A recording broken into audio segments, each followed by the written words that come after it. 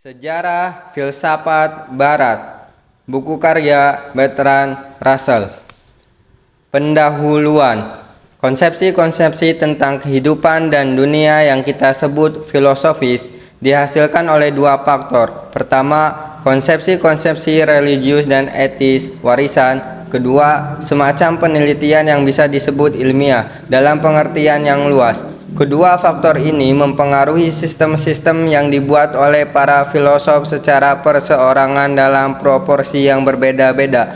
Tapi kedua faktor inilah yang sampai batas-batas tertentu mencirikan filsafat. Kata filsafat digunakan dengan banyak cara, sebagian secara luas dan sebagian secara sempit. Saya mengusulkan penggunaan kata tersebut dalam pengertian yang sangat luas, yang akan saya coba jelaskan berikut ini. Filsafat sejauh pemahaman saya adalah sesuatu yang berada di tengah-tengah antara teologi dan sains. Sebagaimana teologi, filsafat berisikan pemikiran-pemikiran mengenai masalah-masalah yang pengetahuan definitif tentangnya sampai begitu jauh tidak bisa dipastikan. Namun seperti sains, filsafat lebih menarik perhatian akal manusia daripada otoritas tradisi maupun otoritas wahyu. Semua pengetahuan definitif, saya menyebutnya demikian, termasuk ke dalam sains. Semua dogma yang melampaui pengetahuan definitif termasuk ke dalam teologi. Tetapi di antara teologi dan sains terdapat sebuah wilayah yang tidak dimiliki oleh seorang manusia pun, yang tidak terlindung dari serangan di kedua sisinya. Wilayah tak bertuan ini adalah filsafat. Hampir semua persoalan yang sangat menarik bagi pikiran-pikiran spekulatif tidak bisa dijawab oleh sains. Dan jawaban-jawaban yang meyakinkan dari para teolog tidak lagi terlihat begitu meyakinkan sebagaimana pada abad-abad sebelumnya. Apakah dunia ini terbagi menjadi dua, jiwa dan materi? Dan jika ya, apakah jiwa dan materi itu? Apakah jiwa tunduk pada materi atau apakah jiwa dikuasai oleh kekuatan-kekuatan independen? Apakah alam semesta ini mempunyai kesatuan atau maksud tertentu? Apakah alam semesta ini sedang bergerak ke suatu tujuan? Apakah hukum alam benar-benar ada? Atau apakah kita mempercayainya hanya karena cinta kodrati kita pada keteraturan? Apakah manusia itu seperti yang tampak di mata seorang ahli astronomi, yakni setitik karbon dan air kotor yang merangkak tak berdaya di permukaan sebuah planet kecil yang tak berarti? Atau seperti yang terlihat oleh Hamlet? Atau mungkin keduanya mewujud dalam seorang manusia? Apakah ada jalan hidup yang mulia dan jalan hidup yang hina? Atau semua jalan hidup itu tidak berharga sama sekali? Jika ada jalan hidup yang mulia, apakah isinya dan bagaimana kita bisa mencapainya? Haruskah kebaikan itu abadi agar layak untuk dihargai? Apakah penting untuk mencarinya sekalipun alam semesta ini nyata-nyata sedang bergerak menuju kematian? Apakah ada semacam kearifan atau sebenarnya apakah yang terlihat sebagai puncak kehalusan kebodohan? Jawaban atas pertanyaan-pertanyaan ini tidak bisa ditemukan di laboratorium. Teologi-teologi telah berusaha menyodorkan jawaban-jawaban yang semua sangat definitif. Tetapi jawaban-jawaban yang sangat definitif tersebut mengundang kecurigaan pikiran-pikiran modern. Mempelajari pertanyaan-pertanyaan tersebut, jika bukan menjawabnya adalah urusan filsafat. Lantas mengapa? Mungkin Anda bertanya, kita membuang-buang waktu dengan persoalan-persoalan yang tidak kunjung terselesaikan itu. Terhadap pertanyaan ini, seorang bisa menjawabnya dengan memposisikan diri sebagai sejarawan atau individu yang menghadapi teror kalangan kosmis. Buku ini akan menguraikan jawaban seorang sarjawan sejauh kemampuan yang saya miliki. Semenjak manusia dapat berpikir bebas, tindakan-tindakannya dalam berbagai hal yang penting tidak terbatas jumlahnya. Bergantung pada teori-teori yang mereka hasilkan tentang dunia dan kehidupan manusia, tentang apa yang baik dan apa yang buruk, Hal ini benar-benar terjadi pada masa sekarang, juga pada masa lampau. Untuk memahami sebuah zaman atau bangsa, kita harus memahami filsafatnya. Dan untuk memahami filsafatnya, kita harus sampai batas-batas tertentu menjadi filosof. Di sini ada sebuah hubungan kausal timbal balik. Lingkungan kehidupan manusia banyak menentukan filsafatnya, tetapi sebaliknya, filsafat mereka juga banyak menentukan lingkungan kehidupannya. Interaksi antara filsafat dan lingkungan kehidupan manusia yang berlangsung selama berabad-abad ini merupakan topik buku yang sedang Anda baca. Namun demikian, terhadap pertanyaan di atas, ada juga jawaban yang lebih bersifat pribadi. Sains mengabarkan apa yang dapat kita ketahui, tetapi apa yang dapat kita ketahui ini hanya sedikit. Dan jika kita lupa betapa banyak yang tidak dapat kita ketahui, kita menjadi tidak sensitif terhadap banyak hal yang sangat penting. Di lain pihak, teologi menciptakan kepercayaan dogmatis bahwa kita mempunyai pengetahuan, padahal senyatanya kita bodoh, dan dengan demikian menciptakan semacam kesombongan yang tidak beralasan terhadap alam semesta. Ketidakpastian dalam bentuk harapan dan kekhawatiran yang hidup menyiksa diri kita, tetapi harus dilanggengkan jika kita ingin hidup tanpa disanggah oleh kisah-kisah dongeng yang menghibur. Tidaklah baik sekiranya kita melupakan pertanyaan-pertanyaan filsafat atau mengaku telah menemukan jawaban-jawabannya yang sudah pasti, mengajarkan bagaimana hidup tanpa kepastian namun tanpa dilumpuhkan oleh keraguan. Barangkali merupakan tugas utama filsafat yang pada zaman ini masih bisa dilakukan untuk mereka yang mempelajarinya. Filsafat yang berbeda dari teologi dimulai di Yunani pada abad 6 sebelum Masehi. Setelah memasuki zaman kuno, filsafat kembali ditenggelamkan oleh teologi ketika agama Kristen bangkit dan Roma jatuh. Periode kejayaan filsafat yang kedua, abad ke-11 sampai 14, didominasi oleh gereja Katolik, kecuali selama beberapa perontak besar seperti Kaisar Frederick II pada tahun 1195 sampai 1250. Periode ini diakhiri dengan kebingungan yang berpuncak pada reformasi. Periode ketiga dari abad ke-17 sampai sekarang didominasi melebihi dua periode sebelumnya oleh sains. Kepercayaan religius tradisional masih tetap penting, tetapi rasanya membutuhkan justifikasi dan dimodifikasi ketika sains mengharuskannya. Beberapa filosof pada periode ini bercirikan ortodoks dari sudut pandang Katolik, dan dalam pemikiran mereka negara sekular lebih penting daripada gereja. Kohesi sosial dan kebebasan individu seperti agama dan sains saling bertikai atau melakukan kompromi yang tidak mudah di sepanjang periode tersebut. Di Yunani, kohesi sosial diikat dengan loyalitas pada negara kota. Bahkan Aristoteles, meskipun semasa hidupnya Alexander tidak lagi memakai negara kota, tidak melihat adanya kebaikan dalam bentuk negara lain apapun. Tingkat kebebasan individu yang dibatasi oleh kewajibannya pada negara sangat beragam. Di Sparta, dia mempunyai dikit kebebasan sama persis dengan di Jerman atau Rusia modern. Di Athena, selama periode terbaik, meskipun kadang-kadang diwarnai peristiwa penganiayaan, warganya mendapatkan kebebasan yang sangat besar dari pembatasan-pembatasan yang dipaksakan negara. Alam pemikiran Yunani sampai Aristoteles didominasi oleh kepatuhan religius dan patriotik kepada negara. Sistem-sistem etikanya diadaptasi ke dalam kehidupan warganya dan banyak mengandung muatan politik. Ketika orang-orang Yunani kemudian tunduk, mula-mula pada orang-orang Makedonia dan kemudian pada Romawi, konsepsi-konsepsi yang sesuai dengan masa-masa kebebasan tidak lagi bisa diterapkan. Keadaan ini di satu sisi menyebabkan hilang dan putusnya kekuatan tradisi, dan di sisi lain melahirkan etika yang lebih individual yang kurang bersifat sosial.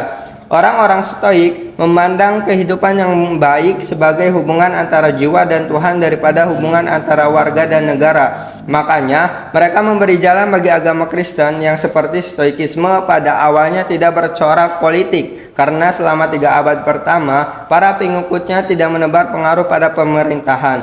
Kohesi sosial selama 6,5 abad sejak Alexander sampai Konstantin diikat bukan oleh sifat bukan oleh filsafat dan loyalitas kuno, tetapi oleh kekuatan, pertama-tama kekuatan tentara dan kemudian pemerintahan sipil, tentara-tentara Romawi, jalan-jalan Romawi, hukum Romawi, dan pejabat-pejabat Romawi. Semua menciptakan dan kemudian mempertahankan sebuah negara sentralistis yang kuat. Tidak ada yang bisa disematkan pada filsafat Romawi, karena memang tidak ada. Selama periode panjang ini, ide-ide Yunani yang diwarisi sejak zaman kebebasan secara terhadap mengalami proses transformasi. Sebagian ide kuno, terutama yang kita anggap bersifat sangat religius, menempati kedudukan yang relatif penting. Sedangkan ide-ide lainnya yang lebih rasionalistik diabaikan karena tidak lagi sesuai dengan semangat zamannya. Dengan demikian, orang-orang pagan kemudian memangkas tradisi Yunani hingga bisa disatukan dalam ajaran Kristen. Agama Kristen menyebarkan sebuah pandangan penting yang secara implisit terhadap di dalam ajaran orang-orang Stoik, tetapi asing bagi semangat umum kuno, yakni pandangan bahwa kewajiban manusia kepada Tuhan lebih penting daripada kewajiban pada negara. Pandangan ini bahwa kita harus lebih mentaati Tuhan daripada manusia. Sebagaimana dikatakan Sokrates dan para nabi tetap bertahan dari perubahan yang dilakukan Konstantin, karena kaisar-kaisar Kristen awal adalah orang-orang Arya atau cenderung pada Arianisme. Ketika kaisar-kaisar itu menjadi ortodoks, pandangan tersebut dicampakkan di kerajaan Bizantium. Pandangan itu masih tetap tersembunyi, demikian juga di kerajaan Rusia selanjutnya, yang mengambil agama Kristen dari Konstantinopel, tetapi di barat, di mana kaisar-kaisar Katolik hampir segera digantikan, kecuali di bagian-bagian Gaul, oleh para penakluknya yang murtad dan barbar. Keunggulan kepatuhan religius di atas kepatuhan politik tetap bertahan, dan sampai tingkat tertentu, bahkan sampai berlangsung sampai sekarang. Invasi orang-orang barbar berhasil mengakhiri peradaban Eropa Barat selama 6 abad. Peradaban ini masih hidup di Irlandia sampai Danes menghancurkannya pada abad ke-9. Sebelum lenyap, peradaban ini melahirkan seorang tokoh terkenal, yaitu Scotus Erigena. Di kerajaan timur, peradaban Yunani bertahan dalam bentuk awetan sebagaimana di sebuah museum sampai jatuhnya Konstantinopel pada tahun 1453. Tetapi tidak ada sesuatu pun dari Konstantinopel yang bermakna bagi dunia selain sebuah tradisi seni dan kitab undang-undang Romawi Justinian. Selama periode kegelapan, sejak akhir abad ke-5 sampai pertengahan abad ke-11, dunia Romawi Barat mengalami beberapa perubahan yang sangat menarik.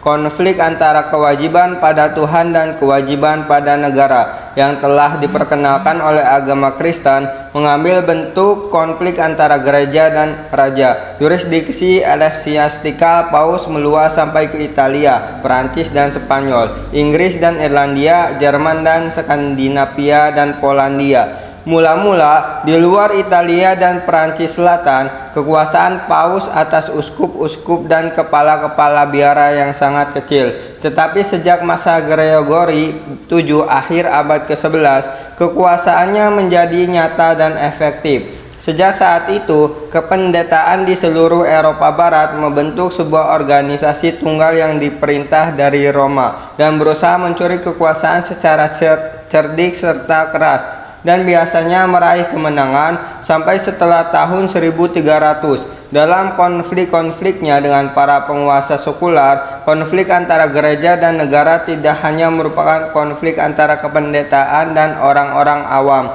tetapi juga konflik ulangan antara dunia Mediteranian dan orang-orang barbar utara. Bersatunya gereja berimbas pada bersatunya kerajaan Romawi.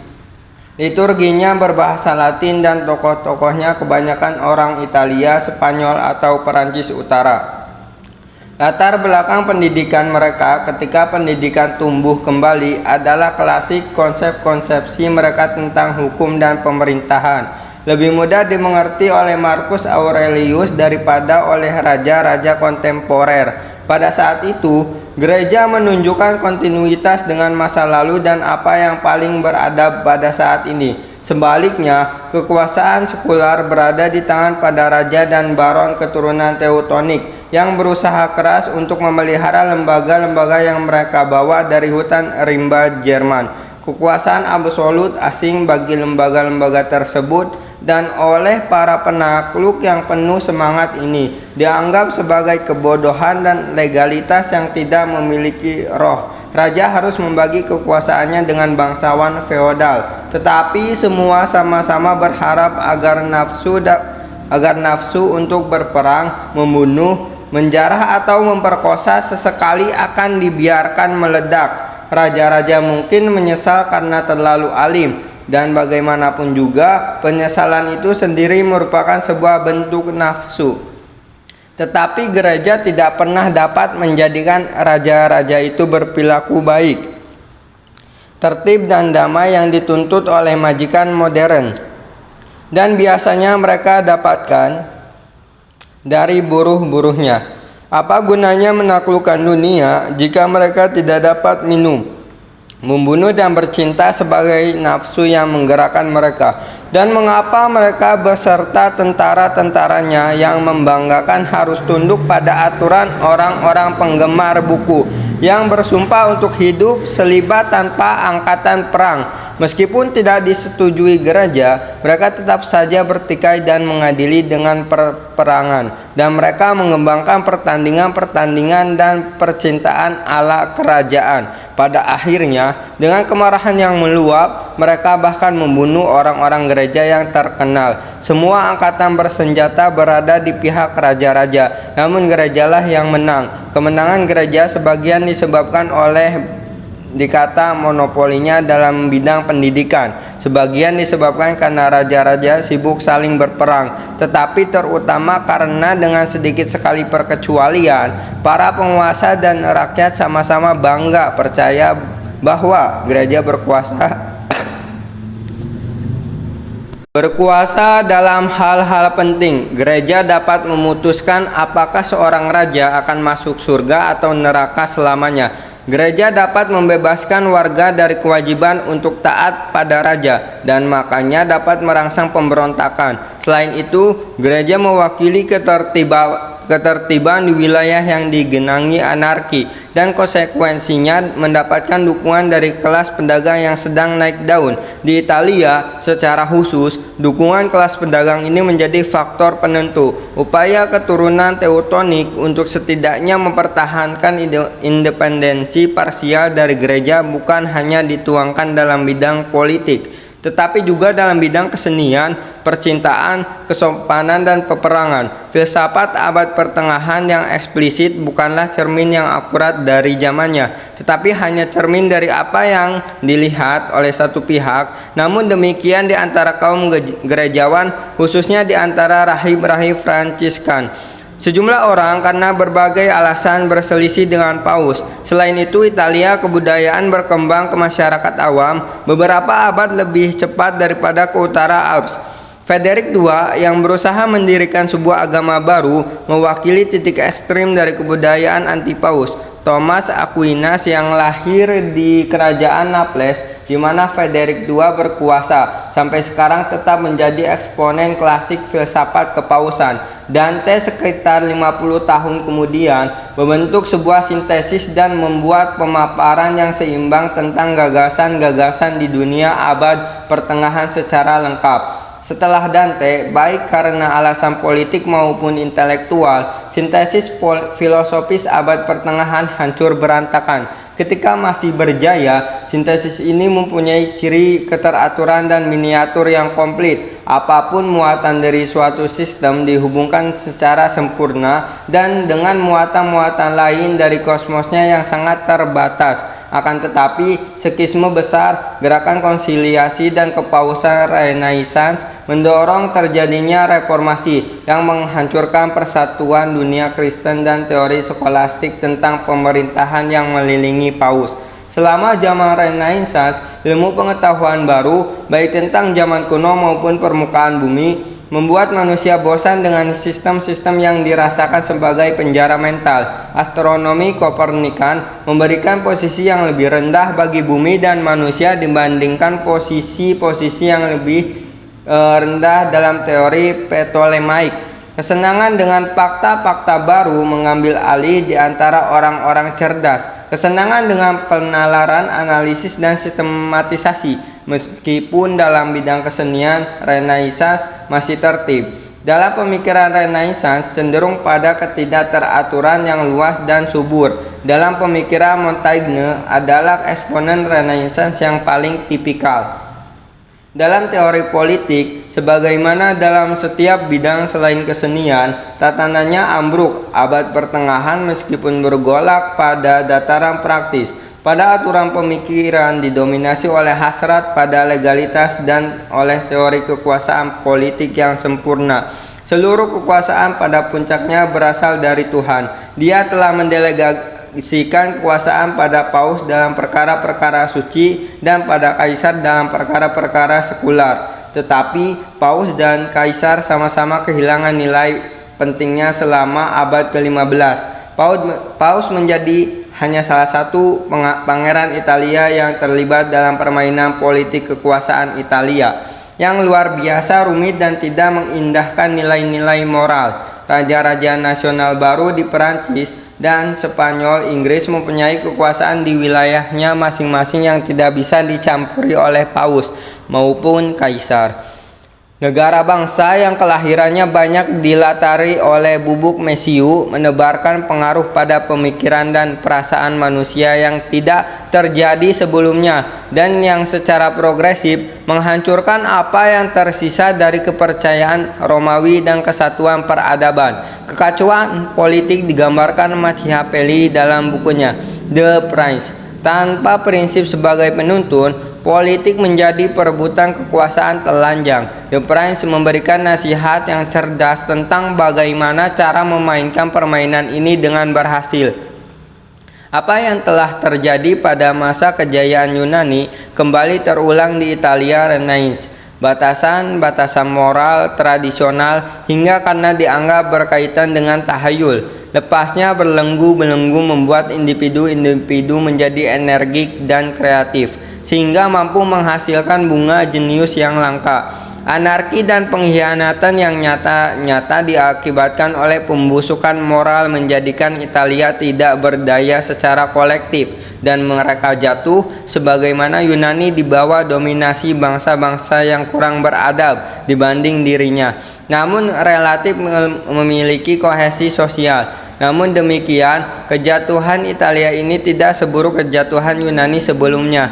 Karena bangsa-bangsa baru yang kuat, kecuali Spanyol, menunjukkan bahwa dirinya mampu meraih prestasi luar biasa sama seperti apa yang telah dicapai Italia.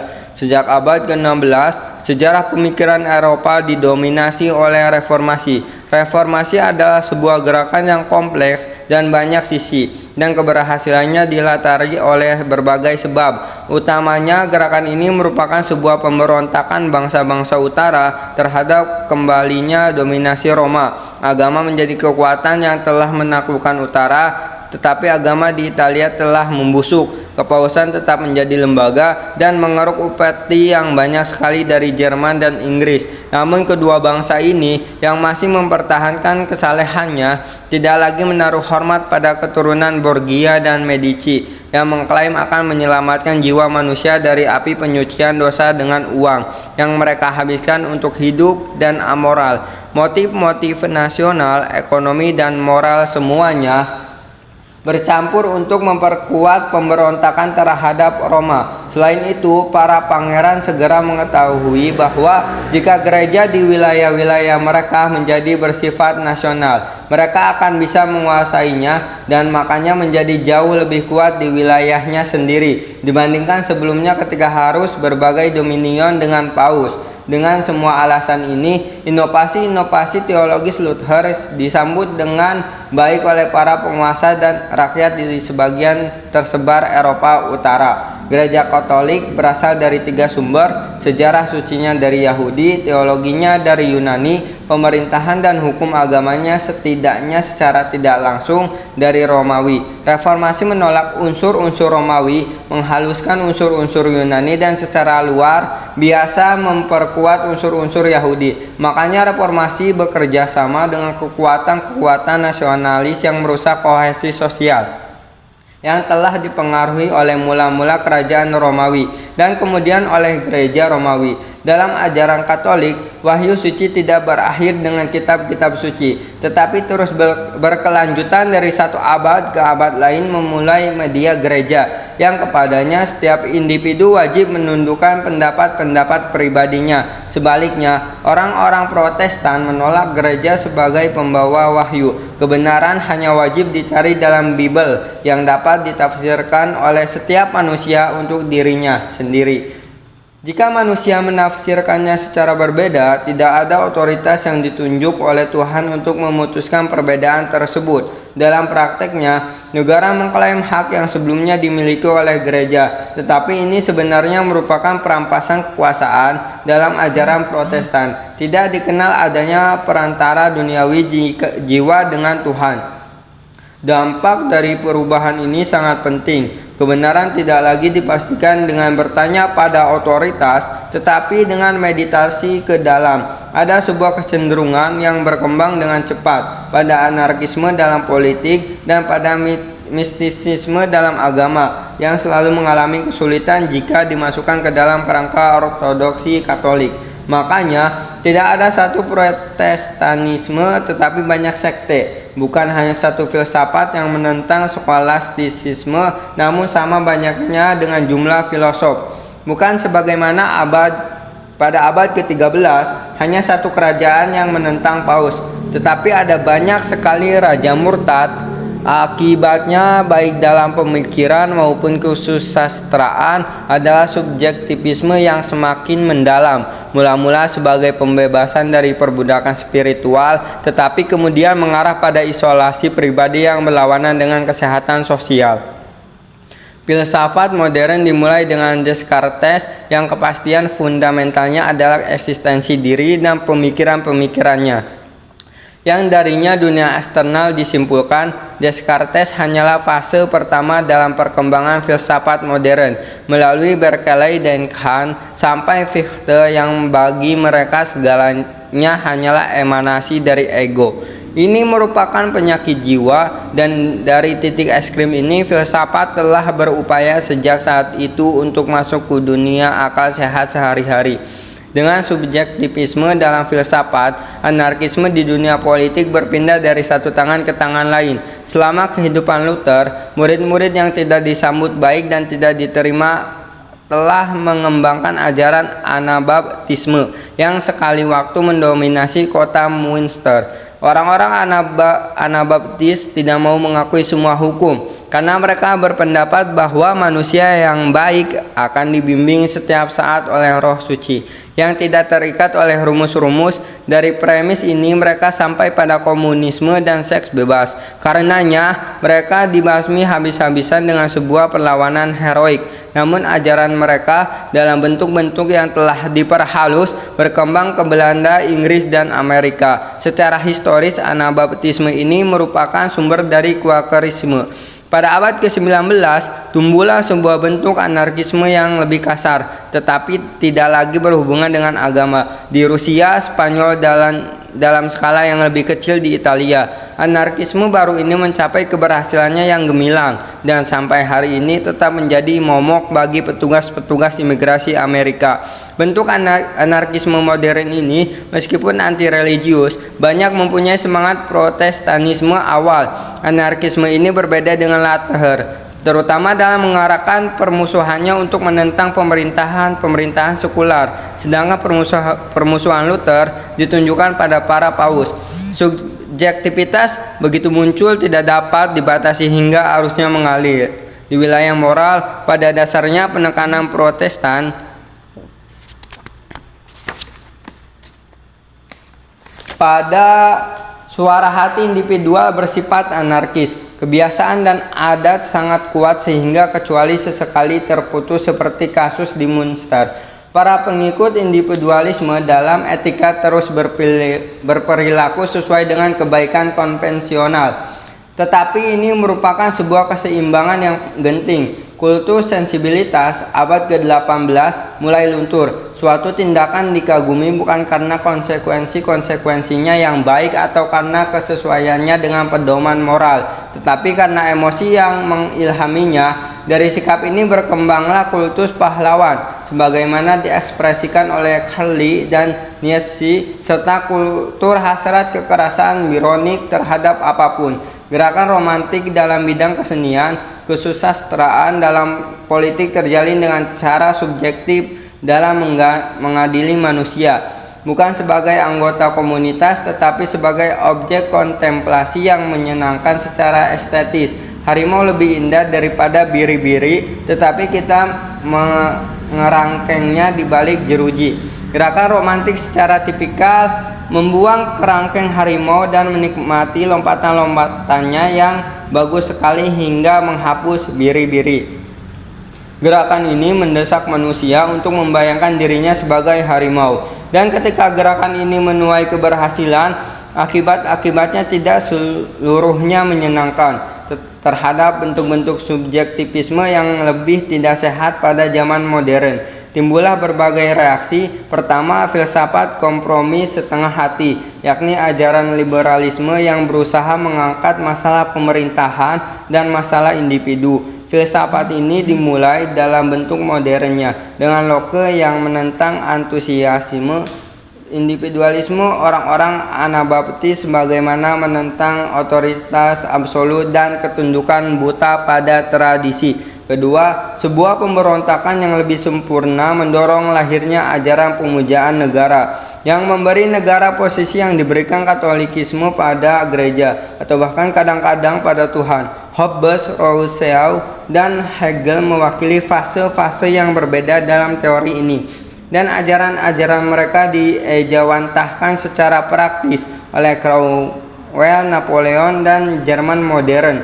Komunisme secara teoretis terpisah jauh dari filsafat-filsafat semacam itu, tetapi dalam prakteknya tergerak untuk membentuk sebuah tipe masyarakat yang mirip dengan masyarakat yang menjadi imbas pemujaan terhadap negara. Selama perkembangan yang panjang ini dari tahun 600 sebelum Masehi sampai sekarang, para filosof sebagai berikut terbagi menjadi dua: mereka yang ingin mengetatkan ikatan-ikatan sosial dan mereka yang ingin mengendorkannya. Filosof-filosof lain telah diasosiasikan dengan perbedaan tersebut. Orang-orang yang berpegang pada disiplin menganjurkan sesuatu sistem dogma, lama atau baru, dan oleh karenanya terpaksa sedikit banyak membenci sains karena dogma-dogma mereka tidak dapat dibuktikan secara empiris. Mereka selalu mengajarkan bahwa kebahagiaan itu tidak baik, melainkan lebih menonjolkan kemuliaan atau heroisme. Mereka bersimpati pada watak-watak manusia yang irasional karena menganggap akal bertentangan dengan kohesi sosial. Di lain pihak, orang-orang penganut kebebasan berpikir, kecuali para anarkis ekstrim, cenderung bersikap ilmiah, utilitarian, rasional, membenci hasrat kekerasan, dan menjadi musuh dari semua bentuk agama yang lebih besar. Konflik ini terjadi di Yunani sebelum bangkitnya apa yang kita kenal sebagai filsafat, dan sangat eksplisit dalam pemikiran Yunani awal. Dalam bentuk-bentuknya yang berubah, konflik ini masih berlangsung sampai saat ini dan tidak diragukan lagi akan terus terjadi selama berabad-abad mendatang. Jelaslah bahwa setiap pihak yang berkonflik dalam waktu yang sangat lama, sebagian benar dan sebagian salah. Kohesi sosial adalah sebuah kebutuhan, dan umat manusia tidak pernah berhasil memaksakan kohesi sosial ini dengan argumentasi-argumentasi rasional semata. Setiap komunitas terancam oleh kedua bahaya yang berlawanan: klasifikasi pengerasan karena terlalu disiplin dan patuh pada tradisi, di satu sisi lain disolusi atau subjeksi pada penaklukan asing karena tumbuhnya individualisme dan independensi pribadi yang tidak mungkin membentuk kerjasama secara umum. Peradaban penting dimulai dengan sebuah sistem yang rigid dan tahayul yang secara bertahap mengendor dan pada fase tertentu mengarah pada periode jenius yang brilian. Ketika kebaikan-kebaikan dalam tradisi lama tetap bertahan dan keburukan yang inheren dalam disosialisasinya mati. Tetapi ketika keburukan terhampar, ia mengarah pada anarki yang kemudian pasti menciptakan Sebuah tirani baru yang selanjutnya melahirkan sintesis baru yang dipagari oleh sistem dogma baru. Ajaran liberalisme merupakan upaya untuk melepaskan diri dari osilasi tanpa akhir ini. Esensi liberalisme adalah upaya untuk menjamin ketertiban sosial yang tidak didasarkan pada dogma irasional dan memastikan stabilitas tanpa memperlakukan pengekangan yang melebihi keperluan untuk mempertahankan komunitas. Apakah upaya ini akan berhasil? Hanya waktu yang bisa menjawabnya. Catatan, pandangan ini bukannya tidak dikenal pada waktu-waktu sebelumnya. Pandangan ini dikemukakan misalnya oleh Sophocles dalam Antigone. Tetapi sebelumnya orang-orang Stoik, mereka yang mengikuti pandangan ini masih sedikit. Inilah mengapa orang Rusia modern tidak beranggapan bahwa mereka harus lebih menaati materialisme dialektik daripada Stalin.